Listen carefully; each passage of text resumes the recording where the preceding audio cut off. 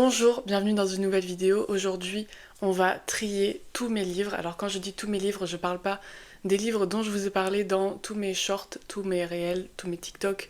J'ai déménagé, je vous ai fait des petites vidéos où je vous parlais en fait de tous les livres que je rangeais dans mes cartons pour déménager. Là, on va trier les livres que j'avais pas emmenés dans cet appart-là. On va trier les livres que j'avais gardés de côté et que j'avais pas pris parce qu'en fait j'ai trop de livres et que si je prends tout pendant le déménagement, je vais jamais m'en sortir. Donc là, on a emménagé, on a 2 sacs de livres et les livres qui sont là sur cette petite étagère. Et c'est parti, tout simplement. Voilà, j'ai un chat qui me colle un peu et il fait 40 milliards de degrés. Et j'ai vu sur ma meuf en train de se faire harceler par un autre chat. Donc si je rigole, vous savez pourquoi. On commence donc avec ce premier sac de livres. Ça va être une très longue vidéo, donc je vous souhaite d'avoir une boisson fraîche du coup, pas chaude. C'est parti. Le premier livre qu'on a ici, c'est L'homme sans contenu de Giorgio Agamben. Je vais essayer de vous mettre tous les livres dont je parle dans la description. Et je vous ai même pas encore expliqué le système, donc vraiment je fais cette vidéo n'importe comment. On va avoir les livres que je garde ici, les livres où je suis pas trop sûre, j'ai besoin de réfléchir, et à droite les livres que je vais vendre ou donner. Donc, L'homme sans contenu de Giorgio Agamben, c'est un essai philosophique. L'art et la terreur, l'origine du bon goût et ses rapports à la perversion, l'entrée de l'art au musée et dans les collections, la séparation entre artistes et spectateurs, génie et goût, l'apparition du jugement critique, autant de questions à partir desquelles Giorgio Agamben analyse la naissance de l'esthétique moderne. Je sais pas trop si je vais vraiment lire ce livre un jour ou pas. L'homme de goût et la dialectique du détachement, le cabinet de curiosité, un néant qui s'anéantit lui-même, poésie c'est praxis. L'ange mélancolique, ça j'avoue ça donne envie. C'est pas, je crois que c'est pas un livre que je vais lire et qu'il faut parfois être honnête avec soi-même. Ça, en fait ça m'intéresse pas tant que ça. Je sais plus trop pourquoi je l'avais acheté, mais les questions de l'esthétique moderne et tout, c'est pas forcément des choses vers lesquelles je vais quand je lis. J'aime beaucoup les essais philosophiques, mais je suis plus sur des sujets un peu très très précis, un peu mes micro-fixations là. Ça je pense pas que je vais le lire. Donc je pense que ça ira mieux dans la bibliothèque de quelqu'un d'autre. Ensuite, on a une très belle édition d'Anatole France ici, Jocaste et le chat maigre et le crime de Sylvestre Bonnard, un livre qu'il faut absolument que je lise en fait, parce que c'est quand même un gros classique. Et j'aime beaucoup, j'ai lu un livre d'Anatole France qui est, bah vous voyez là ça m'échappe, et j'avais beaucoup aimé. Du coup, voilà. Et puis j'adore mes éditions comme ça, je vous avoue. Donc ça, je sais que je vais le lire un jour. On a Malone meurt de Samuel Beckett. Beckett, c'est un de mes auteurs préférés, mais j'ai lu que son théâtre. J'ai pas du tout lu sa trilogie romanesque. On a L'innommable Malone meurt et un autre livre dans la trilogie. Donc je garde évidemment parce que ça, je sais que je vais le lire. Et c'est sur le roman de Michel Butor, je crois que je l'avais utilisé vite fait. J'en ai lu des extraits, mais en fait je suis pas sûre que ça m'intéresse ou pas. Ça parle donc du nouveau type de roman, enfin c'est le principe du nouveau roman, le nouveau type de roman qui est né à la fin du 19e siècle, au début du 20e, et surtout après la guerre. Comment le roman s'est transformé, je sais pas si je veux le garder ou pas, mais j'aime bien avoir quand même. Le nouveau roman, c'est un mouvement qui m'intéresse relativement, et il y a des livres que je garde aussi pour quand je suis prof. Donc j'aime pas trop être prof, mais parfois j'ai pas trop le choix. Et si je dois redonner cours, il faudrait un peu que j'ai ce genre de livre. Je suis pas sûre, donc vous savez quoi, je vais le mettre au milieu comme je vous l'ai dit. On a L'ère du soupçon de Nathalie Sarraute. Pareil, on est dans une théorie du nouveau roman. Je pense que lui, je vais le garder. Il me semble que je l'ai lu en vrai. Et pareil, je suis pas sûre. Donc en fait, je le mets au milieu. La machine littérature d'Italo Calvino, c'est un livre que j'ai lu quand j'étais en Italie en plus. La machine littérature, j'ai adoré. C'est une collection d'essais d'Italo Calvino sur la littérature, ce qu'est la littérature, certains motifs en littérature, et franchement j'ai adoré le lire. Il y a un passage sur la lune que j'ai trouvé passionnant, il y a son essai Pourquoi lire les classiques, niveau de la réalité en littérature, usage politique de la littérature, films et romans, etc. Ça, je recommande, voilà, si vous voulez vous lancer un peu dans la théorie littéraire, si vous savez pas trop par quoi commencer, ça c'est un recueil d'essais qui est vraiment très facile à lire, je trouve, assez abordable et qui en même temps vous amène dans des questions assez niches. Donc je recommande, en plus je trouve que l'édition est incroyable. Je suis pas sûre que vous voyez, vous êtes tellement loin, mais c'est très très cool. et franchement je recommande. Nous avons L'Emploi du temps de Michel Butor, qui est un des romans les plus connus du nouveau roman, que j'ai envie de lire, que j'ai pour l'instant pas lu, mais ça je sais que ça viendra dans mes lectures. Nous avons La Terre de Zola, vous allez voir j'ai un peu toute ma collection de Zola qui va être éparpillée dans les piles là. La Terre de Zola dans cette superbe édition avec un jaspage bleu. J'ai adoré ce roman, je le trouve incroyable. C'est un roman du coup qui se passe dans la campagne et il y a toute cette image de la terre comme germination et semence, enfin toute une obsession pour la semence de la terre, la semence des hommes, enfin voilà c'est Zola quoi. J'aime beaucoup Zola, j'adore sa manière d'écrire et je recommande vraiment La Terre qui m'a beaucoup plu personnellement. Nous avons Pour un nouveau roman d'Alain Robbe-Grillet. En fait, j'ai ces 3 livres là dont je vous ai parlé depuis le début sur le nouveau roman et je suis pas sûre en fait de les garder ou pas parce que le nouveau roman c'est pas, disons que c'est pas le mouvement pour lequel je fais vraiment le plus de recherches, mais je suis pas fermée au fait d'un jour vouloir peut-être faire plus de recherches dessus. Donc je sais pas trop. J'aime bien le fait d'avoir cette petite trilogie sur le nouveau roman. Et enfin, je pense vraiment que ça pourrait m'être utile, mais je le laisse dans pas sûr pour l'instant. Lecture de Proust de Gaëtan Picon que j'ai utilisé évidemment quand j'ai passé la grecque sur Proust. Je l'ai lu, je crois, du début à la fin. Oui, je l'ai lu du début à la fin. Je suis pas sûre que ça m'ait amené beaucoup d'informations absolument essentielles. Je pense le garder dans ma théorie littéraire éventuellement, mais voilà, enfin, je suis pas sûre non plus. Un livre que j'ai très hâte de lire, que j'avais demandé à Noël je crois, c'est Entre les marges d'Elena Ferrante. Je n'ai pas du tout lu Elena Ferrante et je peux pas vous promettre de le faire un jour honnêtement, mais Entre les marges c'est conversation sur le plaisir de lire et d'écrire. Et il n'y a rien que j'aime plus que les livres qui parlent de lecture et surtout d'écriture. C'est quelque chose qui m'intéresse beaucoup. Par exemple, je pense que je pourrais lire un jour, je sais pas, le livre sur l'écriture de Stephen King, même si je ne compte pas vraiment lire ses romans. Enfin, c'est pas quelque chose qui m'intéresse plus que ça. Mais très hâte de lire ça, évidemment que je le garde. Nous avons, il a pris un petit coup, le pauvre, nous avons Nouvelles de Huysmans, qui est un livre que j'ai lu. Donc là, c'est des nouvelles plutôt de la période réaliste, naturaliste de Huysmans, donc c'est pas encore ses nouvelles décadentes, c'est pas mes histoires préférées de lui, mais si vous aimez pas trop l'esthétique décadente, peut-être que découvrir le Huysmans naturaliste, ça pourrait vous plaire. Je ne sais pas trop si je le garde ou pas, parce que j'aime beaucoup Huysmans, et en même temps, c'est pas... Enfin, il y a vraiment 2 phrases qui sont soulignées, donc je pense pas que ce soit nécessaire de le garder. Parfois, il faut juste se séparer. Je pense que je vais m'en séparer parce que je l'ai pas aimé plus que ça et il y a d'autres livres de Huysmans que j'adore vraiment. Toujours, j'ai beaucoup de ces éditions, enfin dans la collection Idées de la Nouvelle Revue Française, le roman français Depuis la guerre de Maurice Nadeau. Je pense que je vais pas lire ça. Ça m'intéresse pas. Et c'est ok de se détacher de certains livres. Le démon de la théorie d'Antoine Compagnon, la littérature et sens commun, qui est aussi un des livres phares de la théorie littéraire. Je l'avais lu justement pour un cours de théorie littéraire en M1. Il est abordable si jamais vous voulez apprendre à connaître la théorie littéraire, si vous voulez avoir les codes un peu, les noms des auteurs, les différentes branches de la théorie littéraire, c'est intéressant. Je sais que je le relirai jamais et je suis pas sûre d'en avoir besoin maintenant, puisque j'ai vraiment une passion pour la théorie littéraire et que j'ai tendance à aller tout de suite en fait à la source.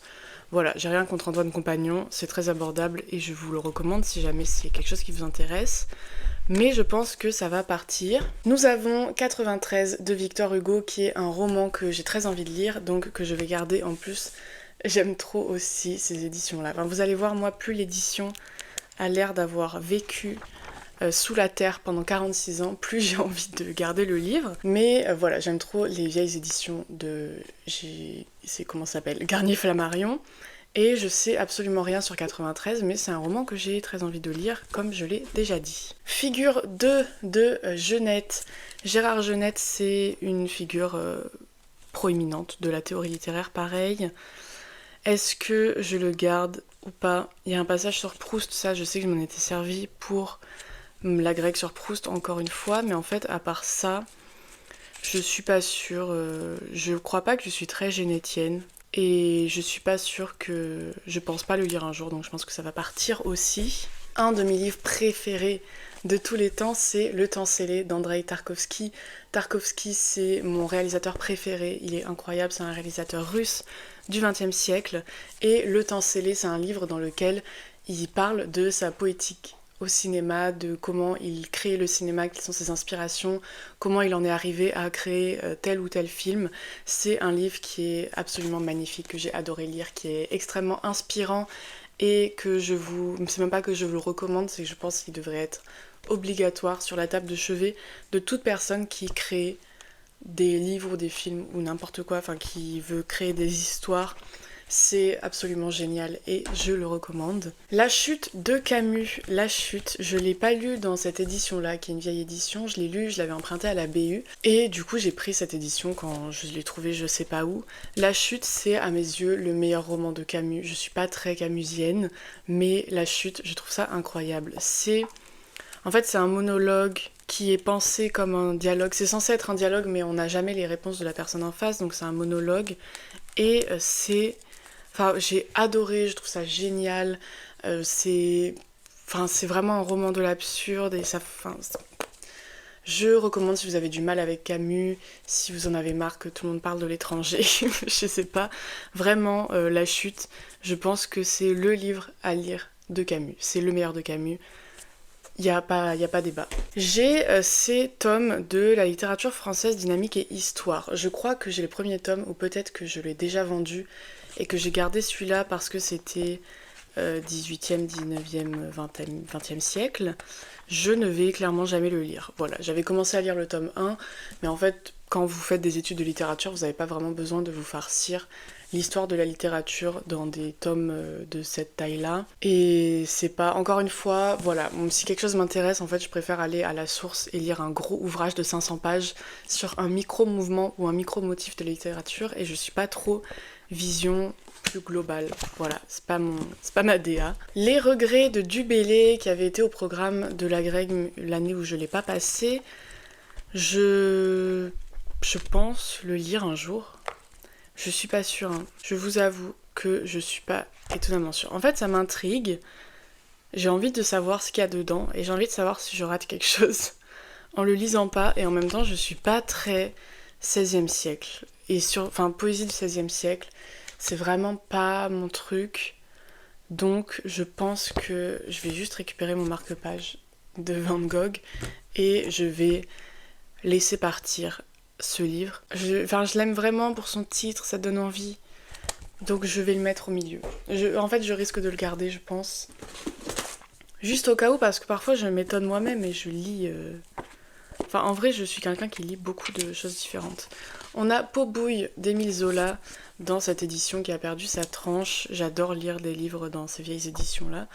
Peau bouille que j'ai pas encore lu de Zola, donc évidemment je le garde. Ici j'ai le théâtre complet d'Aristophane que j'avais pris pour lire Lysistrata et l'Assemblée des femmes, qui sont les pièces donc un peu féministes entre guillemets d'Aristophane, où c'est les femmes qui se rebellent contre, entre très gros guillemets, l'ordre patriarcal de la société romaine. C'est des textes... J'ai pas lu les autres textes et j'aime bien lire un peu les pièces antiques de temps en temps.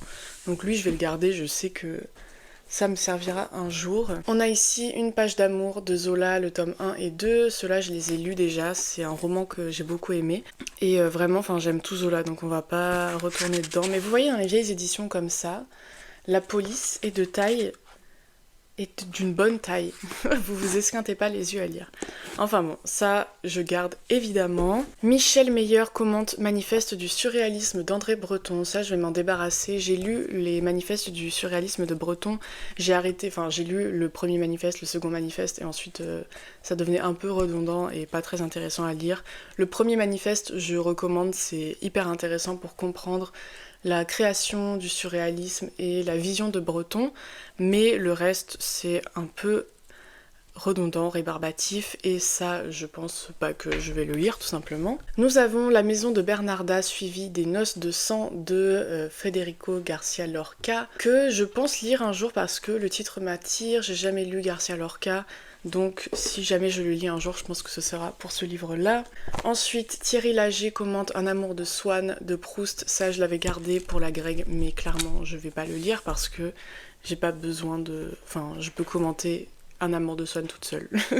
Esthétique et poétique de Gérard Genette. Donc ça, c'est un recueil d'articles qui sont écrits par des personnes différentes. Et on a notamment le mythe de l'original de Luis G. J. Prieto, qui m'intéressait par rapport à ma thèse. Mais en fait, je l'ai lu en entier et j'ai mis 0 post-it, donc c'est que ça me sert à rien, donc ça dégage. Macbeth et le mal de Stéphane Patrice, qui est un livre donc sur Macbeth de Shakespeare, et finalement, c'était pas aussi intéressant que ce que j'en attendais. Ça parlait pas assez... Enfin, ça allait pas profondément dans la notion du mal dans l'œuvre de Shakespeare, enfin... J'ai pas été satisfaite, donc je m'en débarrasse. Éléments de métrique française. Donc je disais, éléments de métrique française de Jean Mazalera, qui est plein de post-it et de petits marque-pages parce que, encore une fois, c'était pour la grecque. Voilà. J'en ai pas besoin, honnêtement. Je l'ai lu du début à la fin. Ça se lit très bien.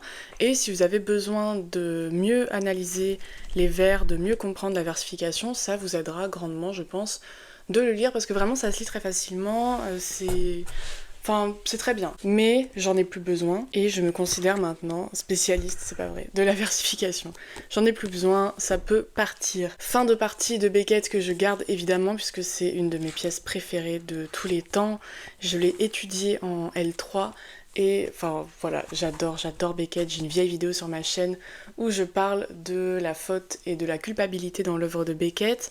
J'aime beaucoup Beckett et ça reste. Un de mes autres livres préférés qui a changé mon ADN, c'est Histoire de l'œil de Georges Bataille. C'est juste incroyable, j'adore, toute l'idée qu'il y a derrière. Alors je le recommande pas à n'importe qui, encore une fois, à chaque fois je fais un disclaimer, parce que c'est évidemment un texte pornographique avec de la torture et tout. Donc ne le lisez pas forcément si vous n'avez pas envie de le lire, mais je trouve que c'est brillant, c'est Bataille. Et comme vous le savez, je suis une fan de Bataille. Les mots et les choses de Michel Foucault, une archéologie des sciences humaines. Est-ce que je garde... Et puis il est comme neuf, quoi. Je l'ai trouvé en librairie d'occasion, je pense, comme d'habitude. Mais il est dans un état absolument magnifique. C'est écrit tellement petit, je comprends pas pourquoi. Et je trouve pas le sommaire en plus. La prose du monde représentée par les classés, échangés, les limites de la représentation, travail, vie, langage, l'homme et ses doubles, les sciences humaines... je pense pas que je vais le lire. En fait, je crois que ça m'intéresse pas. Si je dois lire un livre de Foucault, je pense que ce sera soit celui sur le regard panoptique, donc la prison, soit celui sur l'histoire de la sexualité, mais je pense pas que celui-là soit lu un jour. Donc c'est ciao. J'avais une petite idée, je me suis dit, je fais le tri de mes livres, et est-ce que ce serait pas fun dans les livres dont je me débarrasse, de trouver peut-être des livres que j'aime vraiment, juste j'en ai plus besoin, ou de prendre, je sais pas, les livres qui, je trouve, permettent d'étudier la littérature un peu comme un starter pack des études littéraires, et faire un petit concours sur Instagram pour vous faire gagner des livres. Je me dis que ce serait cool. Même de faire un starter pack théorie littéraire. Enfin voilà, dites-moi ce que vous en pensez, je pense que ce serait fun de faire un petit concours et de vous faire gagner ces livres-là, comme ça, voilà, c'est tout. J'ai rien d'autre à dire. Vous me dites ce que vous en pensez, et puis j'agirai en conséquence. Le mythe de Sisyphe d'Albert Camus, que j'ai évidemment lu, je l'ai lu au bord de la plage en plus. Moi, mon truc, c'est de lire tout et n'importe quoi au bord de la plage. J'avais bien aimé, mais je crois que j'en attendais plus. Je vais le garder pour des raisons de... Pourquoi je le garde ? Est-ce que j'ai beaucoup de citations ? J'ai corné 3 pages, donc je suis pas sûre de le garder en fait. Je pense que je vais aller voir les citations que j'ai soulignées, éventuellement les relever si jamais j'ai vraiment envie de m'en souvenir. Mais je pense que ça va partir. Noces suivi de l'été de Camus, c'est un livre que j'avais commencé un été justement, et j'ai pas du tout accroché, j'ai complètement abandonné, je le lirai jamais je pense, honnêtement. Les 3 mousquetaires d'Alexandre Dumas, qui est un livre que j'ai lu quand j'étais petite, enfin pas petite mais quand j'étais jeune. Je l'ai relu il y a quelques années mais je m'étais pas rendu compte que j'avais pris la version abrégée. Donc là c'est la version complète. Mais est-ce qu'il y a vraiment un moment où je vais me dire je me relis cette histoire dans la version pas abrégée juste pour pouvoir dire que je l'ai lu dans la version pas abrégée? Est-ce que j'en ai vraiment besoin ou est-ce que je vais juste lire les autres briques de Dumas qui de toute façon m'intéressent plus que son histoire de mousquetaire? Donc je pense que ça dégage. The Secret History de Donna Tartt, qui est un livre que j'adore, que je vais évidemment garder. En plus c'est le livre de ma mère, enfin c'est pas moi qui l'ai acheté, donc je vais pas jeter son livre, mais évidemment je le garde, j'ai adoré The Secret History. Ma carte SD était pleine mais je suis de retour. Cette vidéo est tellement, enfin je sais pas, il y a tout le micro qui tombe, il y a la carte SD qui veut plus, mais on y arrive. Donc The Secret History, c'est Dark Academia, j'ai beaucoup aimé, c'est à la fois un amour et une critique du monde de l'académie, comment on dit, du monde universitaire. Moi j'adore, c'est un thriller, c'est super. Ça vous donne une seule envie quand vous refermez le livre, c'est d'aller devenir bilingue en grec ancien et en latin. Et sachez que c'est quelque chose qu'il faut avoir quand on passe la grecque ou quand on fait des études de lettres. Donc voilà, on prend toute la motivation qu'on peut avoir. Nous avons Sido de Colette. Colette, la vérité c'est que j'aime pas son écriture plus que ça. Et je pense pas lire énormément de ses livres, je pense pas que je vais lire Sido. Voilà, c'est ma unpopular opinion, je suis pas fan absolue de Colette. L'Innommable de Beckett, dont je vous ai parlé plus tôt, qui fait partie de sa trilogie. Les Liaisons dangereuses de Laclos, que j'ai évidemment lu, je l'ai étudié au lycée, je l'ai étudié en licence dans un cours de stylistique. C'est un livre qui est extrêmement réussi dans sa langue, enfin dans la mise en place de toute sa narration, enfin c'est vraiment génial. Et ça c'est une édition très belle. Là j'ai une édition de contes russes qui vient de mes grands-parents, donc je vais pas m'en débarrasser du tout. Bon là il y a des gros livres. L'art russe que ma grand-mère m'a offert. Ici on a Aphrodite de Pierre Louys que j'ai dans une autre édition un peu comme ça. Donc je vais juste en choisir une des deux et l'autre je m'en débarrasserai. Le Père Goriot de Balzac, c'est un roman de Balzac que je n'ai pas encore lu. Et oui, incroyable, j'ai pas du tout lu tout Balzac et enfin voilà, le Père Goriot, je vais le lire un jour donc je sais qu'il reste. Les œuvres de Victor Hugo, ici on a ses odes et ses ballades, encore une fois dans une très belle édition. Je vais garder juste parce que c'est le genre de livre... Enfin, les livres de poèmes, souvent, et surtout quand quand ils réunissent beaucoup d'œuvres poétiques, je les lis pas d'une traite, mais j'aime bien les ouvrir de temps en temps et lire un poème par-ci par-là. Donc je vais garder les odes et les ballades de Victor Hugo. Le dernier jour d'un condamné de Victor Hugo aussi, que j'ai lu quand j'étais au lycée, je l'avais emprunté à la BU, et quand je l'ai retrouvé un peu plus tard, je sais pas, dans une brocante ou quelque chose, je l'avais gardé. C'est un livre que j'avais vraiment adoré. Et enfin c'était voilà, je découvrais un peu les classiques, je prenais ce que je trouvais au CDI, j'ai toujours été très CDI et très BU, donc voilà, j'avais beaucoup aimé et je vous le recommande si jamais vous osez pas trop commencer par les gros romans de Victor Hugo. Le dernier jour d'un condamné, c'est très bien dans mes souvenirs. Maintenant, est-ce que je le garde ou pas, sachant que je l'ai lu et que je pense pas le relire, je pense qu'il va aller voir quelqu'un d'autre. La mort d'Olivier Bécaille et autres nouvelles de Zola, j'ai pas lu ce recueil je crois, ou alors je l'ai lu et je m'en souviens plus. De toute façon j'aime pas trop l'édition et je suis plus roman, donc voilà. C'est juste que j'aime pas la couverture en vrai. Notre part de nuit de Mariana Enriquez, qui est une énorme brique.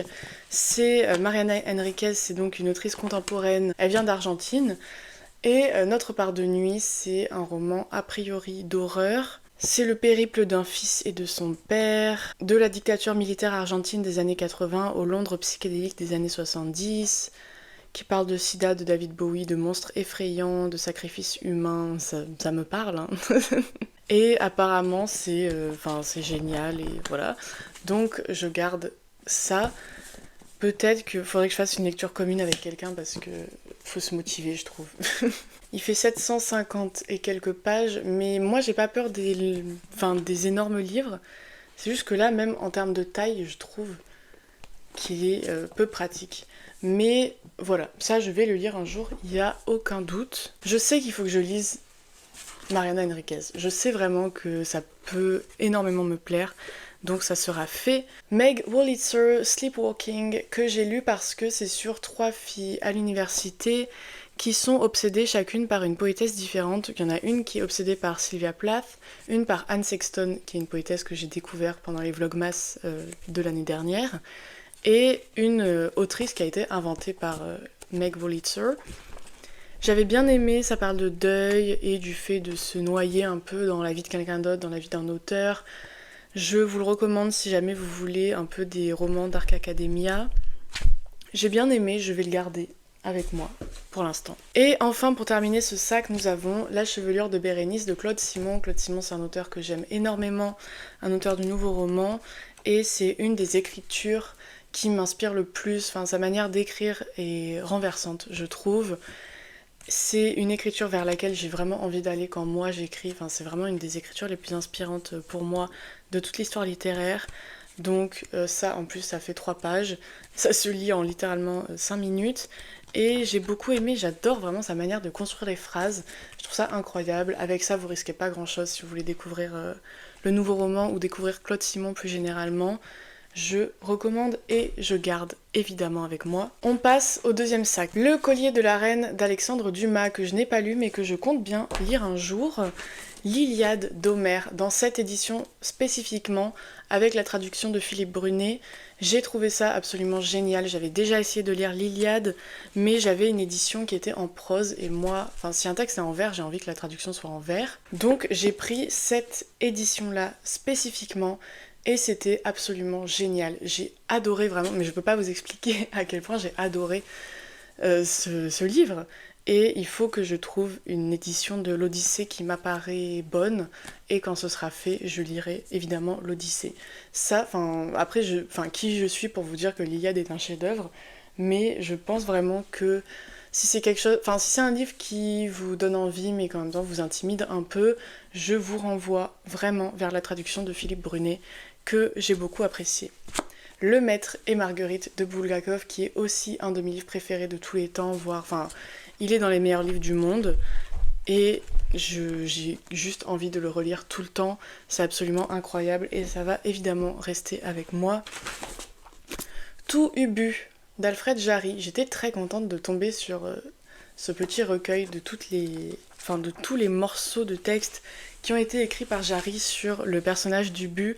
J'ai beaucoup aimé Ubu Roi et Ubu Cocu, non. Ubu Roi et Ubu Enchaîné. Voilà, ça c'est les 2 pièces que j'ai trouvées géniales. Le reste, c'est beaucoup de fanservice, il y a les almanachs du père Ubu, il y a tout ce qui a été écrit par Jarry autour du père Ubu, mais les 2 pièces centrales sont vraiment très très très cool. Je pense que je vais le garder pour le moment parce que je vais le garder. C'est tout. Les Jardins statuaires de Jacques Abeille, qui est un livre que j'ai très envie de lire depuis très longtemps et que pour l'instant je n'ai pas encore lu, mais ce sera fait. Je sais même pas de quoi ça parle, me demandez pas. Oups. Là on a pas mal de Balzac, Le médecin de campagne. Est-ce que je vais lire Le médecin de campagne dans cette édition un peu horrible? Je sais que j'ai dit que j'adorais ces éditions, mais le texte est... je vais le garder pour l'instant parce que j'aime Balzac. Le cousin Ponce, que j'ai étudié quand j'étais en master, cette édition est très très moche, mais j'ai quand même un attachement au livre que j'ai étudié. Après, est-ce que je vais vraiment le relire dans ma vie? Je vais le garder pour l'instant. Le colonel Chabert de Balzac, que je n'ai pas encore lu, je trouve cette édition horrible. C'est pas le premier de Balzac que j'ai envie de lire, c'est pas urgent, et j'aime pas cette édition, donc je vais la ciao. Et je trouverai une édition qui me parle plus dans une prochaine librairie d'occasion. La débâcle de Zola, que je garde évidemment parce que je vais le lire un jour et que j'aime trop là, ces éditions qui craquent. Vous entendez ça?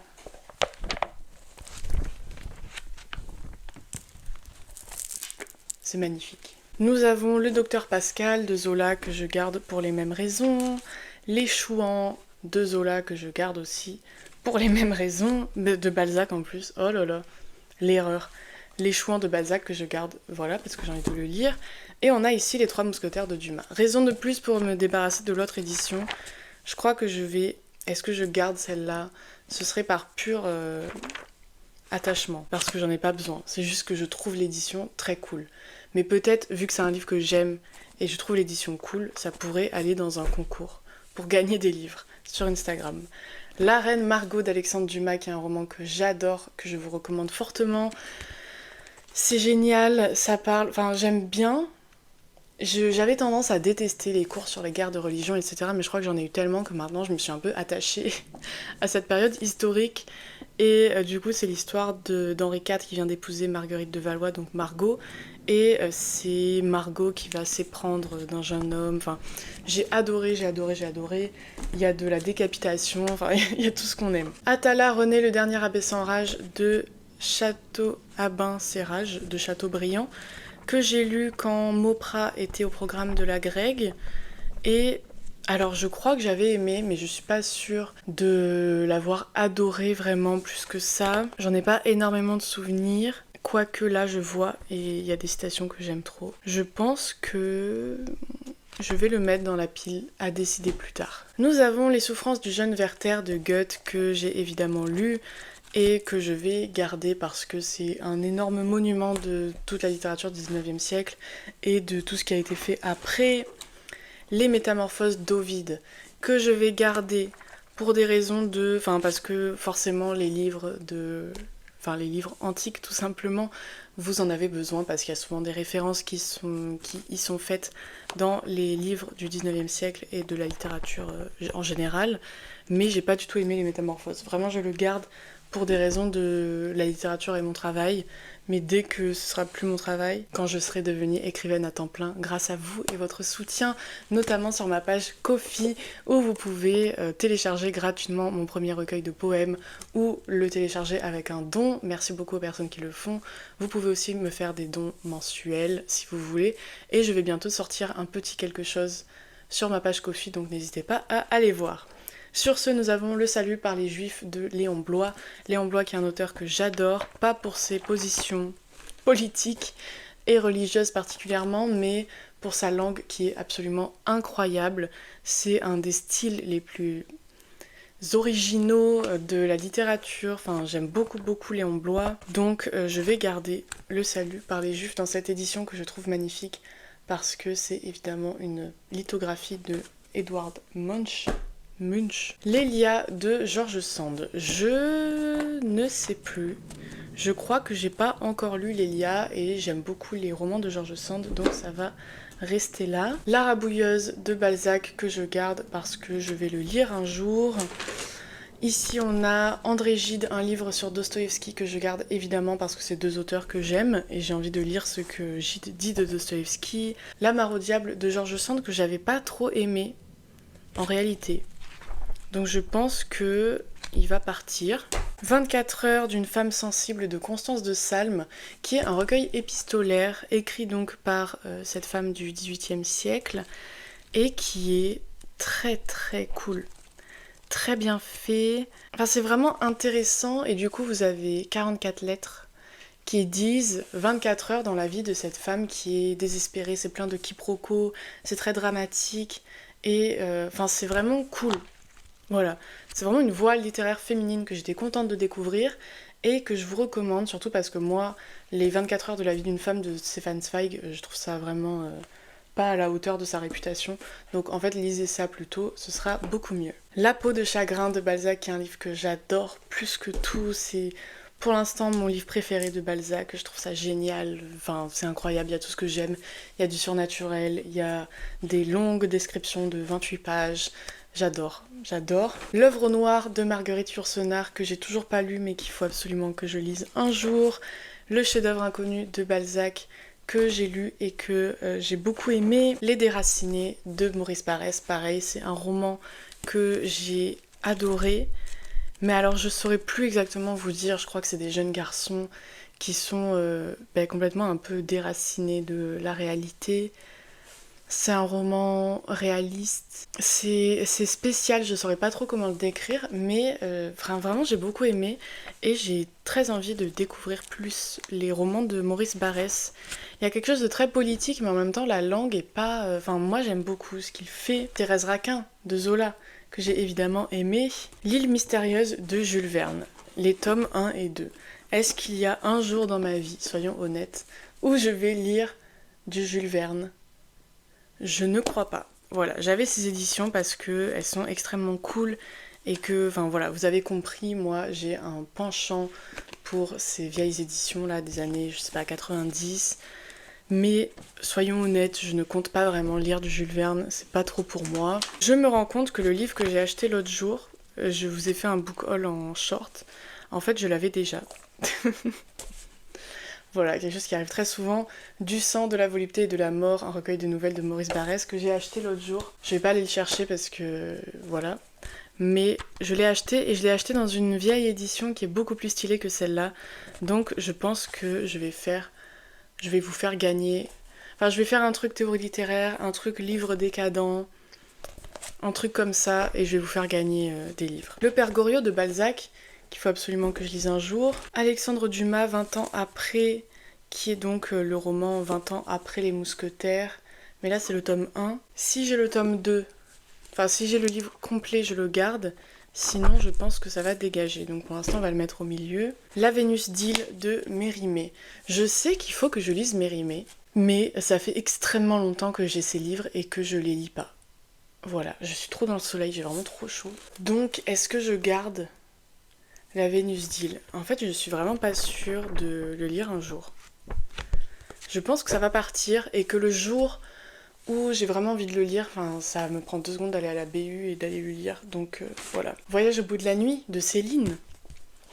J'ai souvent des commentaires qui me reprochent de pas parler de Céline, donc désolée de pas trop vouloir faire la pub des nazis, mais bon, voilà.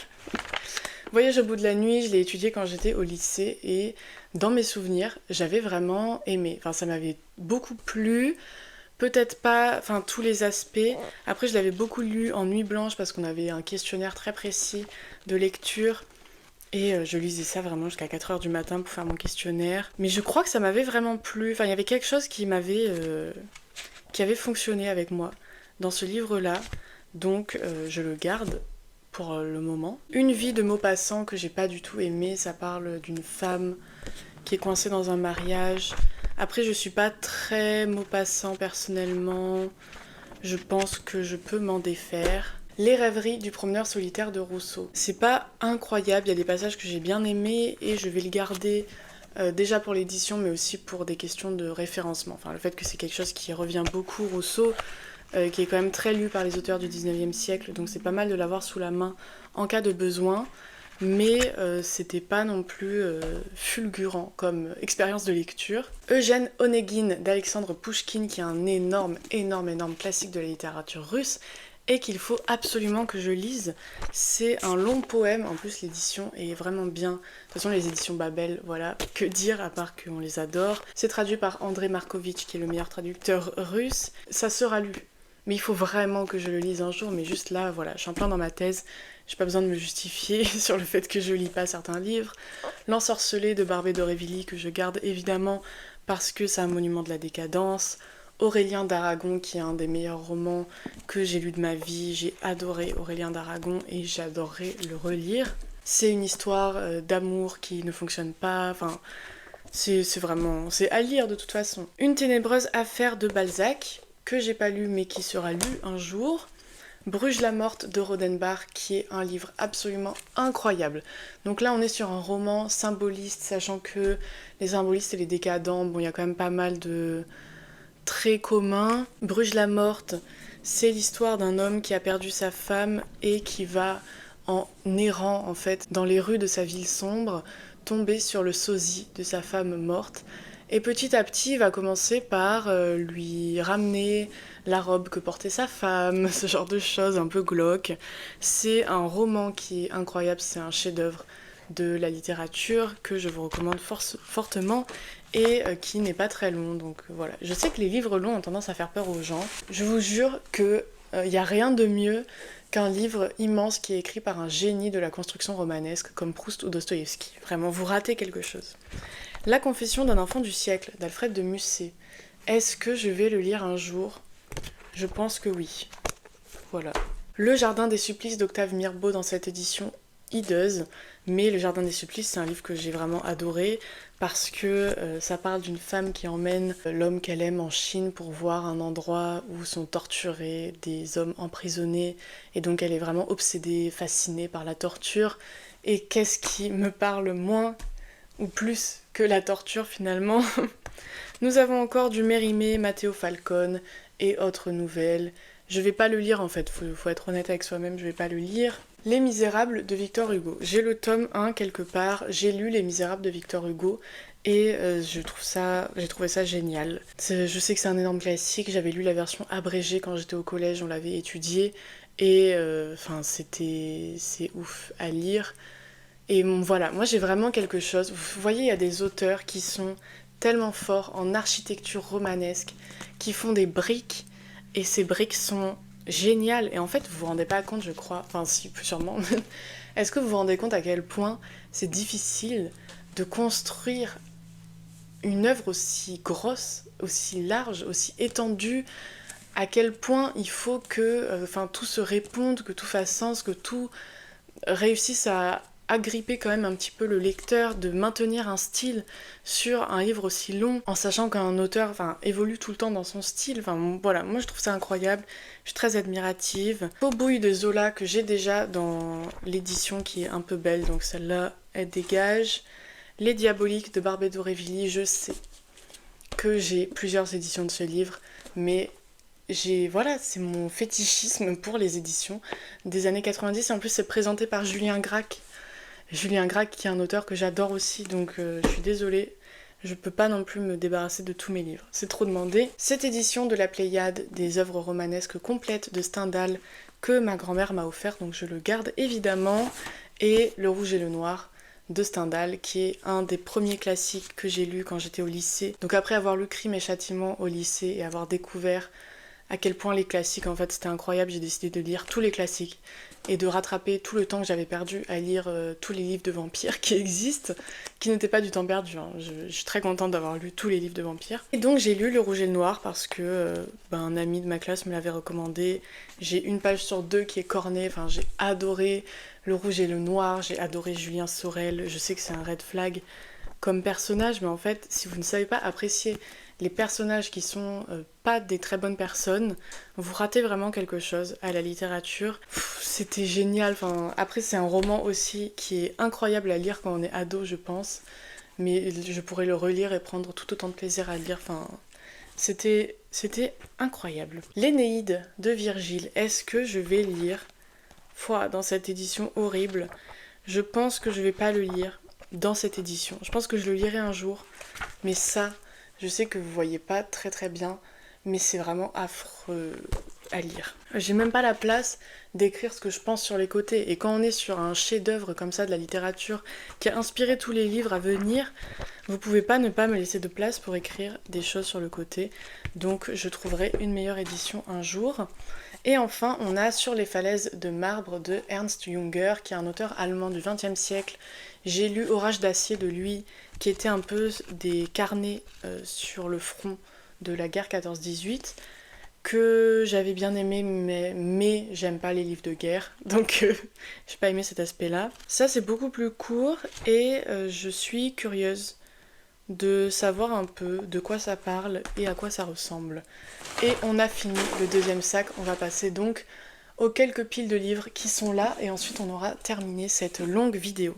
Sachez que c'est la première vidéo d'une série de 3, je pense. Je vais vous faire une vidéo, je classe mes livres, donc je range ma bibliothèque, je vous explique comment je range ça, on va classer mes livres ensemble, et ensuite je vous ferai un bibliothèque tour, tout simplement. Voilà, moi dès que je déménage, c'est l'occasion de faire des vidéos sur ma bibliothèque. Nous avons Le ventre de Paris de Zola qui est annoté de partout parce que j'ai fait mon mémoire de M2 dessus, et c'est un livre que j'adore, mais après, vous avez compris, j'adore Zola, que dire de plus? Le bouc émissaire de Daphné du Maurier, que j'ai clairement, déjà, je sais pas d'où sort cette édition, Je l'ai clairement parce que le titre c'est le bouc émissaire et que j'étais obsédée par la figure du bouc émissaire pendant mon mémoire de M2 vu que je travaillais vraiment dessus. Je ne pense pas lire un jour. Daphné du Maurier déjà, est-ce qu'elle est française ? Voilà, c'est traduit de l'anglais donc je vais clairement pas le lire, si je le lis un jour ce sera en anglais. Nous avons les lettres à Max Brod de Franz Kafka que je garde évidemment avec moi parce qu'elles seront lues. L'éducation sentimentale de Flaubert dans cette édition qui semble avoir vécu la guerre. Je crois que c'est le vieux livre de ma mère. Et je l'ai lu et franchement j'ai pas... soit quelque chose m'a échappé, soit c'était juste pas mon préféré de Flaubert. J'ai pas été transcendée par l'éducation sentimentale. Je pense que c'est un livre qui me parle pas forcément dans ses thèmes et dans son style. Voilà, c'était pas... Je préfère Madame Bovary par exemple. La femme pauvre de Léon Bloy. Je vous ai dit que j'adorais Léon Bloy et La femme pauvre c'est un très très bon roman sur une femme qui est, devinez quoi, et oui elle est pauvre.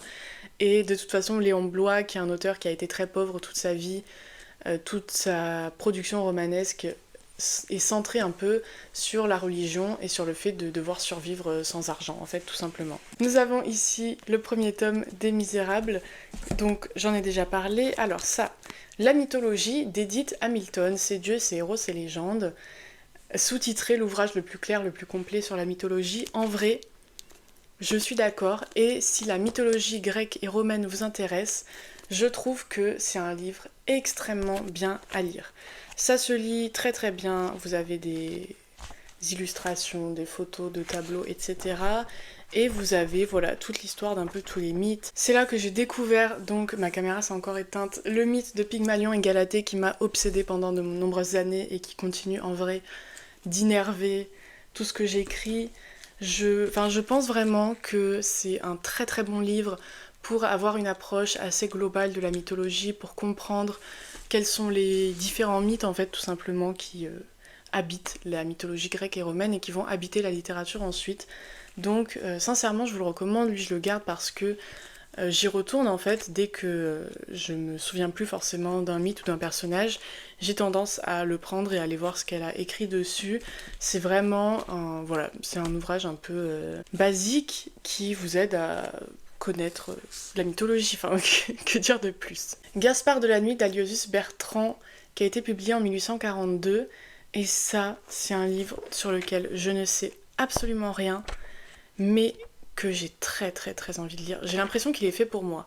Pas juste parce que là j'ai ouvert et qu'il y avait le mot sabbat et qu'ensuite il y a des trucs écrits en police gothique. Enfin, je pense que c'est fait pour moi et je pense que il faut juste que je le lise. Donc je vais même le mettre à côté et je pense qu'il va aller dans ma pile à lire. Nous avons ensuite le dictionnaire des idées reçues de Flaubert qui est marrant si, je sais pas, si vous avez des notions qui vous intéressent ou quoi. Donc en fait il fait un dictionnaire tout simplement de mots et il donne une définition un peu drôle sur les idées qui sont reçues sur cette notion. Je pense pas en avoir vraiment besoin personnellement. En fait c'est quelque chose qui peut être drôle et utile pour commencer une dissertation, enfin pour faire un peu le malin sur une notion, donner la définition de Flaubert, mais est-ce que j'en ai besoin? Je vais le mettre au milieu et je vais réfléchir. La Dame aux camélias d'Alexandre Dumas fils, qui est un roman très très connu, et je sais pas... Je crois que j'ai pas envie de le lire. En fait, j'ai déjà essayé de le lire plusieurs fois. Je crois que 2 fois, je m'étais dit, allez, c'est ma prochaine lecture et tout, c'est sur ma pile à lire. Mais je crois que ça m'intéresse pas. Désolé, voilà, ça m'intéresse pas. Et on a le hussard sur le toit de Jean Giono. Jean Giono, j'ai lu La colline de lui que j'ai pas trop aimé. C'est pas vraiment mon style et je pense pas que je vais lire ça honnêtement. Et je ne tiens pas plus que ça à cette édition parce que, voilà, vous voyez sa tête. On a 2 piles qui restent. On a L'Assommoir de Zola dans cette édition classique et compagnie. Je n'ai pas encore lu L'Assommoir. Je vais le lire, hein, donc je le garde. Au bonheur des dames de Zola dans cette superbe édition que j'ai pas encore lu non plus, donc ça reste là. Les mémoires d'Adrien de Marguerite Yourcenar. Est-ce que... Non, c'était l'œuvre au noir que j'avais. Ça aussi, j'ai très très envie de le lire. Je suis sûre que ça va me plaire. C'est juste que je l'ai pas encore lu, mais je suis sûre que ça va me plaire. L'œuvre de Zola, qui est un de mes romans préférés de Zola dans mon top 3, c'est sûr et certain. J'ai adoré l'œuvre, enfin, je trouve ça incroyable, je trouve ça tellement bien écrit. Le style est magnifique, les personnages sont géniaux. Enfin voilà, vous avez compris que j'adorais Zola. C'est tout le sujet de cette vidéo en fait. Le Horla de Maupassant, que j'ai lu, j'ai pas été transcendée par le Horla de Maupassant. Après, je l'ai lu vraiment tard dans mes études littéraires. Je pense que je vais le laisser partir, surtout il y a toujours des éditions du Horla de Maupassant partout dès qu'on tourne la tête. Donc c'est pas non plus... c'est pas comme si j'allais jamais le retrouver. Boule de Suif de Maupassant, que je n'ai pas lu non plus. Est-ce que j'ai envie de le lire ou pas? Je vous dis la vérité, je suis pas très Maupassant, donc je pense que ça va partir aussi. Et enfin, on a bientôt fini, La Fortune des Rougons d'Émile Zola, que j'ai lu celui-là. Je l'ai lu et je l'ai aimé, comme tous les Zola, mais c'est pas mon préféré. Ensuite, encore du Marguerite Yourcenar. Il faut vraiment que je lise Marguerite Yourcenar. Hein. Je l'ai jamais fait et c'est très grave, je trouve. Alexis, Le Coup de Grâce, voilà, que j'ai très envie de lire. Je sais pas du tout de quoi ça parle, j'ai pas vraiment envie de savoir, mais je sais qu'il faut que je lise Marguerite Yourcenar. Mémoire de fille d'Annie Ernaux. Donc là, alors j'ai lu plusieurs livres d'Annie Ernaux. J'ai lu évidemment celui sur l'avortement, l'événement. J'ai lu celui sur sa mère qui avait Alzheimer. Est-ce que je vais lire Mémoire de fille? C'est pas non plus... Enfin, c'est vraiment pas un style qui me plaît. J'ai lu en fait les thèmes qui m'intéressaient un peu chez elle. Honnêtement, je vais pas le lire. Donc ça dégage. Germinal de Zola dans cette édition. Un peu moche, mais j'adore Zola. Si je l'ai déjà, faudra que je regarde si je les ai en double ou pas, mais ce sera dans la vidéo d'après. Pour l'instant, on garde Germinal. On a Flaubert, Les Lettres à Louise Collet, que... Est-ce que je vais lire?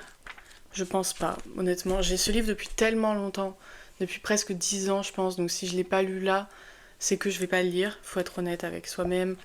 Enfance de Nathalie Sarraute, qui est un livre que j'avais fait étudier à mes secondes.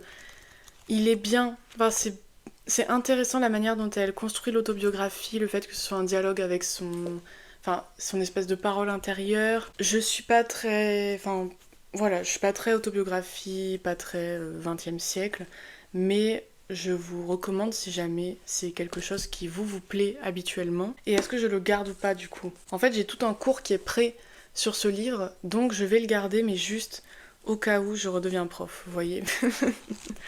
Ensuite, on a Chérie de Colette que j'ai lu, c'est le seul livre de Colette que j'ai lu, j'avais bien aimé, j'avais trouvé ça drôle. Mais après, Colette, je vais m'en débarrasser parce que c'est pas, voilà, c'est pas incroyable. Écrire de Marguerite Duras, j'ai du mal avec Duras, avec son style, mais écrire, c'est un livre que j'aime bien parce qu'évidemment il parle d'écriture et j'ai aussi tout un cours de licence sur écrire de Duras et l'événement d'Annie Ernaux, donc je vais les garder parce que on sait jamais. Et enfin, Chienne de garde de Dalia de la Cerda, qui est une autrice contemporaine, ça se passe au Mexique.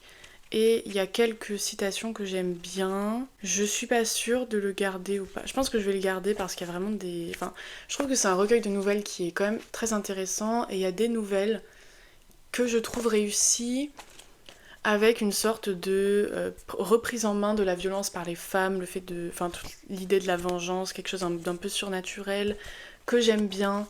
Donc, je vais le garder.